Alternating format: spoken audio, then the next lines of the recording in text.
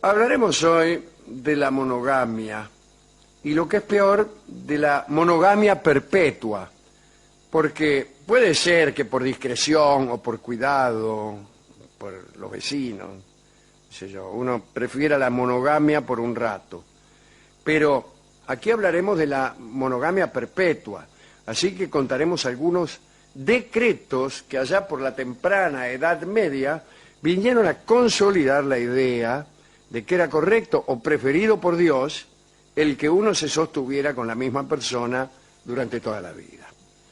Como sabemos, el matrimonio en su carácter sacramental era para los pensadores de la Iglesia una institución humana y divina al mismo tiempo.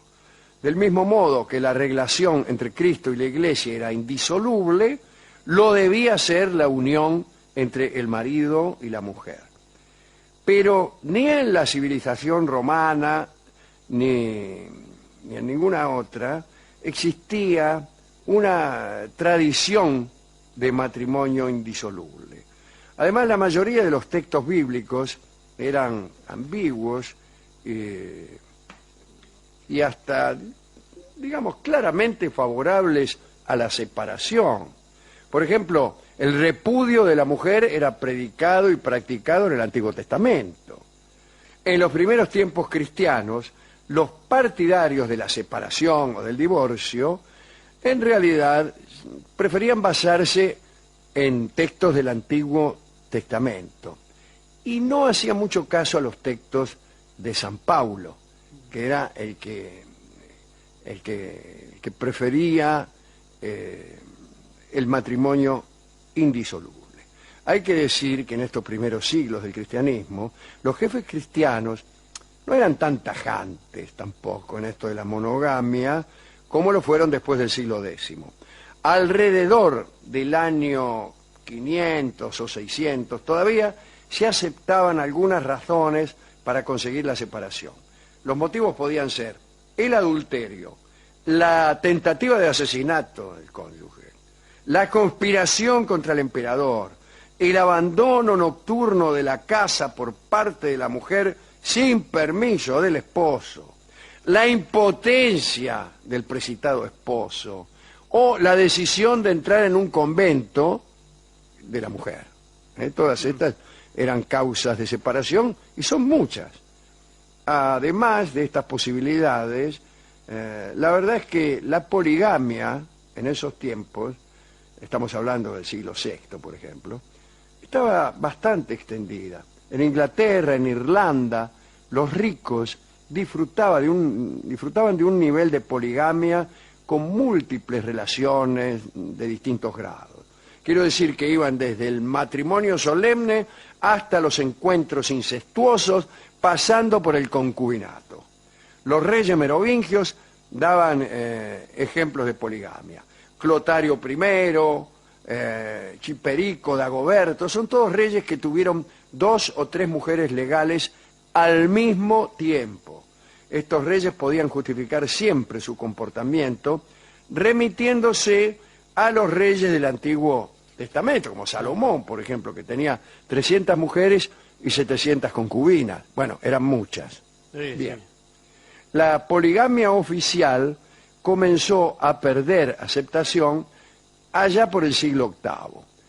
Ahí estaba el rey carolingio Pipino el Breve, que prefirió practicar una especie de monogamia secuencial, que todavía hoy practican algunos. Se conformaba con una esposa oficial por turno. Claro, por eso el breve Claro. sería el tipo. Sí, siempre tenía una, pero cada tanto la reemplazaba.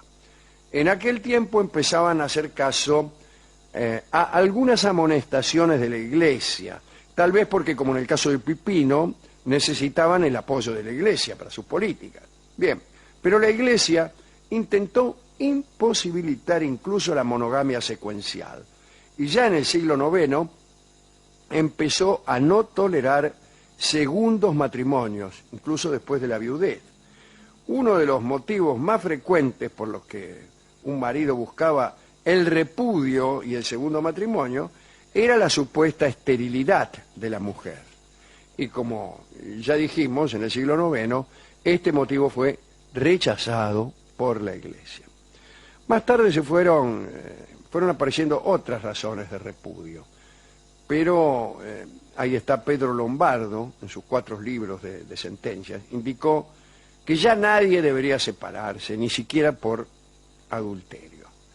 Estas cuestiones trajeron complicaciones, como los desafíos de Felipe Augusto y de Roberto el Piadoso, ¿no?, a los papas. Estos reyes repudiaron a sus esposas y eludieron la jurisdicción de la Iglesia sobre los matrimonios y fueron excomulgados. En el caso de Felipe Augusto, lo hemos contado aquí, la excomunión cayó sobre todos los habitantes de Francia. Al excomulgar al rey, decían, quedaban automáticamente excomulgados sus súbditos. Y, por ejemplo, nadie podía casarse, pero peor todavía, no podían enterrar a los difuntos. Nada, se suspende todo. Se suspende toda la actividad civil que estaba manejada en ese momento por la Iglesia.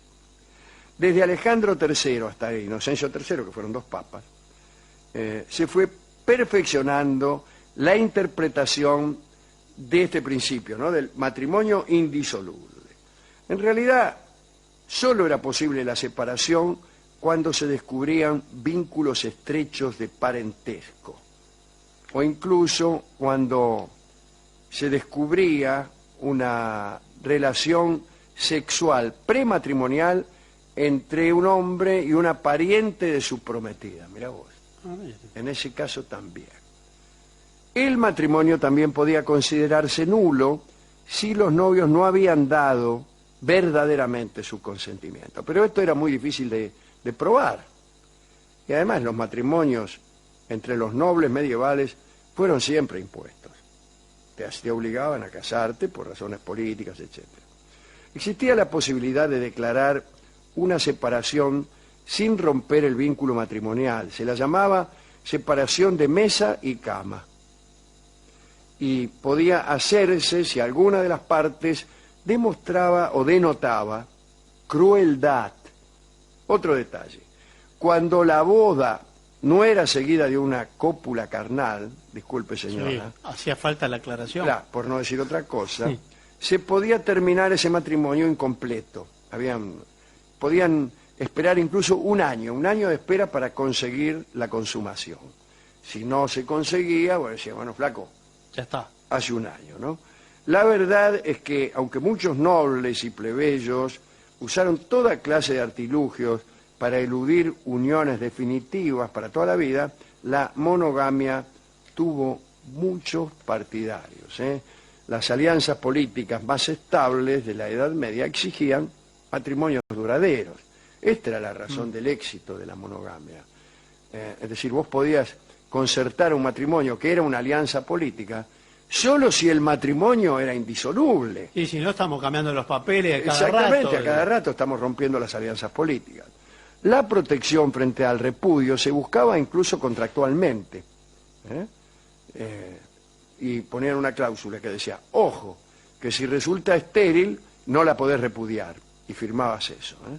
Al final de la Edad Media, la Iglesia había impuesto 3 normas importantes que duraron prácticamente hasta nuestros días. Prohibición de la poligamia, necesidad de evitar como cónyuges a los parientes cercanos y la posibilidad limitadísima de separarse. Aunque los abusos y los amores ilícitos continuaron, dejó de considerarse socialmente correcto mantener a varias mujeres, ¿no? La monogamia perpetua había triunfado en el ideal y se instaló en el imaginario. ¿A quién dedicar esto? Bueno, a todas aquellas personas a quienes el marido o la mujer ya los tienen podridos, ¿no? A todas aquellas personas que ejercen la poligamia del modo más legítimo, es decir, sin hacer daño a nadie. Así que hemos ido a la discoteca a pedir discos de monogamia. Y encontramos un disco que evidentemente se refiere a la monogamia y que se llama Uno. Sí, es por monógamo que claro, es Uno. El tango Uno lo escucharemos en la versión del trío argentino, aunque en este caso solamente Lucio de Mare al piano y cantando Agustín Irusta.